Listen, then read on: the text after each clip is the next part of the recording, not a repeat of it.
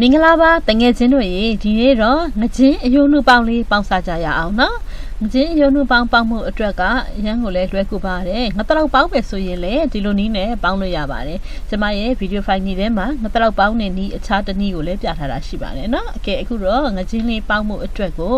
ကျမတို့ပြင်ဆင်လိုက်ကြရအောင်လိုအပ်တာကစပလင်းဂျင်းကြက်သွန်ပြူကြက်သွန်အနီးခရမ်းချင်တီစီကျန်တာကတော့ထုံးစံတိုင်းစားတွေပါတွေတော့လိုအပ်တယ်နော်ပြီးပြီဆိုရင်ငချင်းကလက်လေးလုံးလောက်အတုံးကြီးတွေတုံးရင်လဲရပါတယ်ဒီလိုအနေထော်လောက်ကလေးပဲတုံးရင်လဲဖြစ်ပါတယ်နော်ကဲအခုပထမဦးဆုံးအိုးကိုပူအောင်လှုပ်ထားမယ်ငချင်းကိုအရသာနေကြရအောင်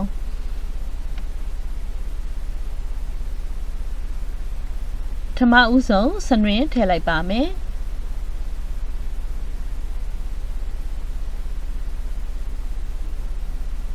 ပြီးပြီဆိုရင်တကြားလေးနည်းနည်းထည့်ပါမယ်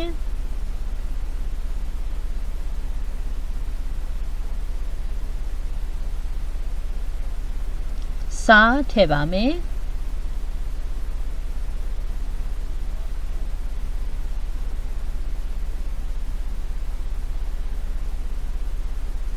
ဒါကတော့ငရုတ်တီအရောက်တယ်မဟုတ်ပါ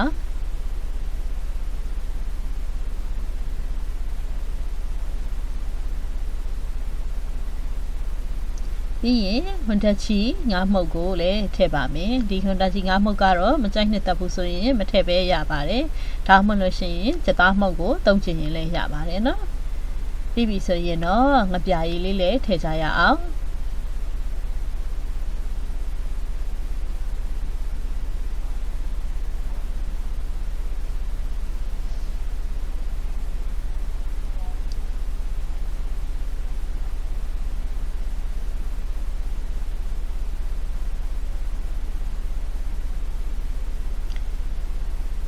ပြီးပြီဆိုလို့ရှိရင်တော့သူတို့ကိုတည်တည်ချာချာရတာနှက်ဆက်အောင်နှိပ်ပေးပါမယ်နော်ဒီလိုငချင်းအယုံနှုပေါင်းကအလှပွဲတွေမှာအတွက်ဆိုလို့ရှိရင်လည်းအရန်ကိုဒါကျွေးလို့ကောင်းတဲ့ဟင်းတစ်ခွက်ပါနော်ငပလောက်ကြတော့တက်တယ်ဆိုတော့ဒီလိုငချင်းကိုအယုံနှုလေးပေါင်းပြီးတော့ကျွေးမယ်ဆိုရင်အလှပွဲတွေနဲ့လိုက်ဖက်တယ်နော်ကဲပြီးပြီဆိုရင်အရင်ဦးဆုံးအိုးရဲ့အောက်မှာစပလင်ကိုခင်းပါမယ်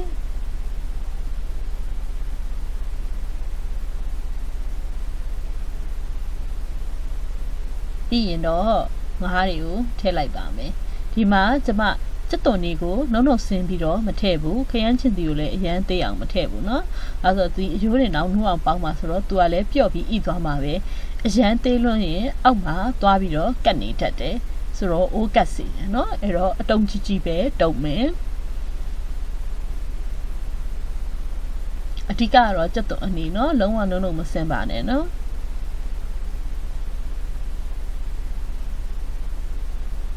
ကဲငါးတွေကိုဒီလိုအစီအီထည့်ပြလိုက်မယ်နော်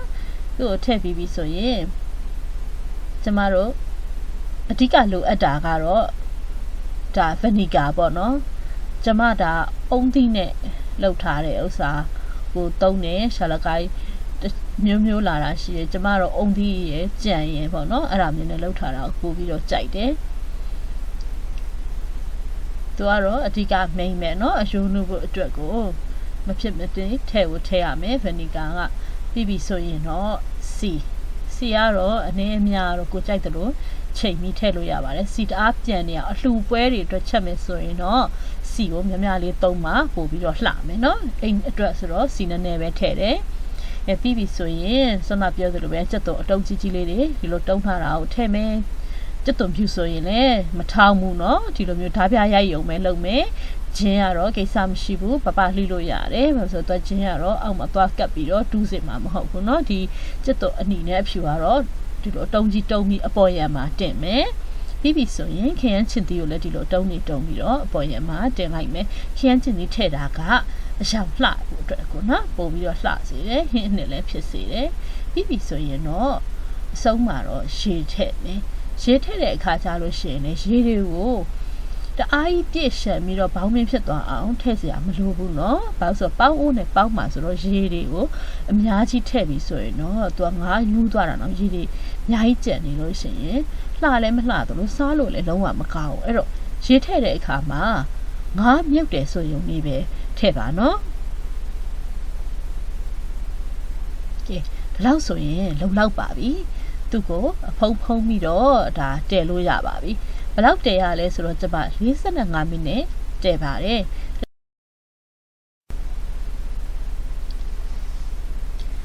အိုးကိုဒီလိုတဲထားပြီးတော့45မိနစ်နေတဲ့အချိန်မှာဖွင့်ကြည့်လိုက်မယ်ဖွင့်ကြည့်လိုက်တဲ့အချိန်မှာအဓိကကတော့ဒီငါးမှာအလဲရိုးအကြီးကြီးတွေရှိတယ်သူ့ကိုမြည်ကြည့်လိုက်နော်မြည်ကြည့်လိုက်တဲ့အခါမှာနူးဤပြီလားနူးဤသေးဘူးဆိုလို့ရှင်တော့ရေလေးနည်းနည်းထပ်ထည့်ပြီးတော့ပြန်ပြီးတော့ဖုံးပြီးတော့တည်ထားလိုက်ပါဒါပေမဲ့ကျမပြောချင်တာဒီဥစ္စာဒီ45မိနစ်ဆိုလို့ရှင်တော့နူးကိုနူးဤနေပြီနော်အဲ့လိုဆိုရင်ကိုကဒီမှာရေကြံနေသေးတယ်ဆိုရင်ရိုးရိုးအဖုံးလေးပဲဖုံးထားပြီးတော့ဟိုအဖုံးကိုမဖုံးတော့ဘူးเนาะရိုးရိုးအဖုံးလေးပဲဖုံးထားပြီးတော့ဒါရေခမ်းသွားတဲ့အထိစီပြန်ထားတဲ့အထိတဲလိုက်ပြီးအခုလိုမျိုးရေတွေခြောက်သွားပြီစီပြန်ပြီဆိုရင်တော့ဒါရပါပြီဒါအနေထားလေးပါပဲเนาะကဲရတာရှိတယ်စားရတာလည်းလွယ်ကူတယ်ကလေးတွေရောအသက်ကြီးတဲ့လူတွေရောဆိုလို့ရှိရင်အရန်ကိုပို့ပြီးတော့လွယ်ကူတယ်ဒါအယိုးနှွင်စရာလည်းမလိုတော့ဘူးเนาะအယိုးလေးတွေကဣနေပြီးဆိုတော့အရသာရှိတဲ့ဟင်းတစ်ခွက်အင်သားတွေအတွက်ပြင်ဆင်ပြီးပါပြီเนาะကျမရဲ့ဗီဒီယိုဖိုင်လေးတွေကိုကြိုက်နှစ်သက်တယ်ဆိုလို့ရှိရင် like and share လုပ်ပေးပါအောင်เนาะ subscribe လုပ်ထားပေးပါအောင်ရှင်တကယ်ချင်းတွေအချင်းချင်းဝေမျှပြီးတော့ကြည့်ပေးကြပါအောင်အားလုံးကိုကျေးဇူးတင်ပါတယ်